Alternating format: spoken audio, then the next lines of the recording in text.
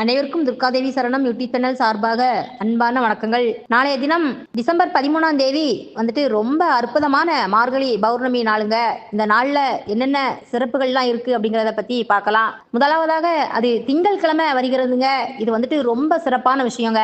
திங்கட்கிழமையில பௌர்ணமி என்பது வருவது மிகவும் அற்புதமான நாள் என்றே சொல்லலாம். அன்றைய தினத்துல சிவபெருமானை வழிபடுவது சகல சௌபாக்கியங்களையுமே நமக்கு பெற்றுத்தரும் என்பதை தெரிஞ்சுக்கோங்க. அன்றைய தினத்தோட திருவாதிரை நட்சத்திரமும் கூடி வருகின்றதுங்க.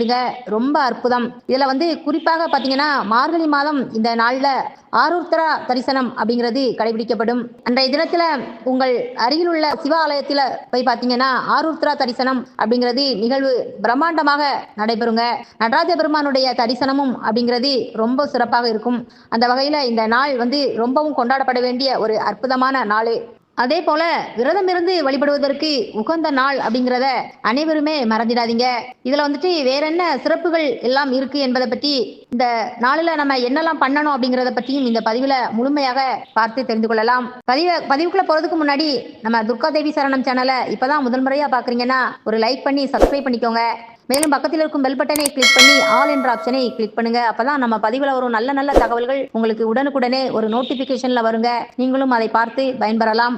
நாளைய தினத்தில் வருகின்ற பௌர்ணமி திதியானது 13ஆம் தேதி, அதாவது காலையிலே 5:20 ஆரம்பித்து மீண்டும் 14ஆம் தேதி, அதாவது பொங்கல் அன்று காலையிலே 4:40 வரையிலே இந்த பௌர்ணமி திதியானது நீடித்து இருக்கின்றதுங்க. அப்ப இந்த ஒரு குறிப்பிட்ட காலகட்டத்துல நம்ம கிரிவலம் செல்லணும் அப்படின்னு நினைச்சோம் அப்படின்னா அந்த கிரிவலம் செல்லலாங்க.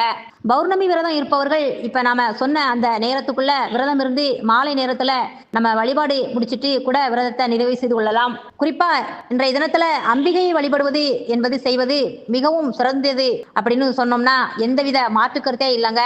உமா மகேஸ்வர வழிபாடு அப்படிங்கிறது செய்வதற்கும் மிகவும் உகந்த நாள் அப்படிங்கிறது இந்த நாளை நாம சொல்லலாம். இதுலேயும் குறிப்பா பாத்தீங்கன்னா போகி திருநாளும் நாளைய தினத்தில் தான் வருகின்றதுங்க.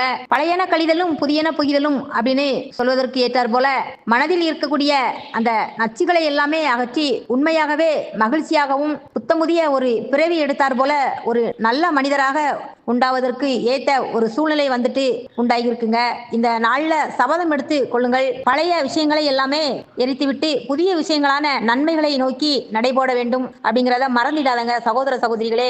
நம்ம ஏற்கனவே சொன்ன மாதிரி அம்பிகை வழிபாட்டிற்கு ஏற்ற தினம்தான், அதே போல சித்தர் வழிபாட்டிற்கும் ஏற்ற தினம் என்றே இந்த நாள் சொல்லலாங்க.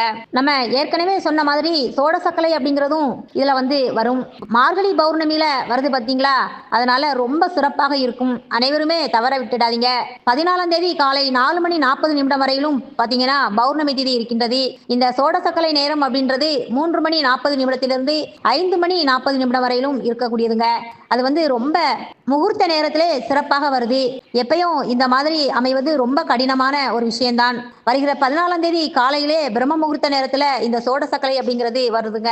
அந்த நேரத்துல பெண்கள் எழுந்திருச்சு காலையிலே விளக்கேற்றி நம்ம திருமூர்த்தி பகவான மனதார நினைத்து கொண்டு நமக்கு என்ன வேண்டுமோ அவரிடம் கேட்கும் பொழுது கண்டிப்பாக அவருடைய அருள் ஆசியால் நமக்கு கிடைக்குங்க அப்படின்றது மறந்துடாதீங்க. பௌர்ணமி கிரிவலம் போறவங்களும் இந்த நேரத்துல போயிட்டு வந்துருவாங்க. இதுல நாம என்ன செஞ்சா சிறப்பு இந்த நாள்ல அப்படின்னு, ஏன்னா நம்ம ஏற்கனவே சொல்லிவிட்டோம் திங்கட்கிழமை பௌர்ணமி திதி, அதே போல திருவாதிரை நட்சத்திரம் வருது, ஆருத்ரா தரிசனம், இது எல்லாமே சேர்ந்து வர்றதுதான் ரொம்ப சிறப்புங்க. அப்ப நம்ம அருகிலுள்ள சிவாலயத்திற்கு போகணும். கண்டிப்பாக அங்கே இருக்கும் நடராஜ பெருமானை தரிசித்து நாம பார்க்கறது என்பது கோடி புண்ணியத்தை நமக்கு உண்டாக்கக்கூடியது அப்படிங்கிறது யாருமே மறந்துடாதீங்க. அப்ப இவ்வளவு சிறப்பான நாளை எக்காரணத்தை கொண்டும் தவற விட்டுடாதீங்க. நண்பர்களே, இந்த பதிவை பார்த்துட்டு இருக்கும் அனைவருமே உங்க நண்பர்களுக்கும் உங்க உறவினர்களுக்குமே ஷேர் பண்ணுங்க. மீண்டும் அடுத்து ஒரு நல்ல தகவல்களுடன் சந்திக்கும் வரை உங்கள் சகோதரியான துர்காதேவி சரணம்.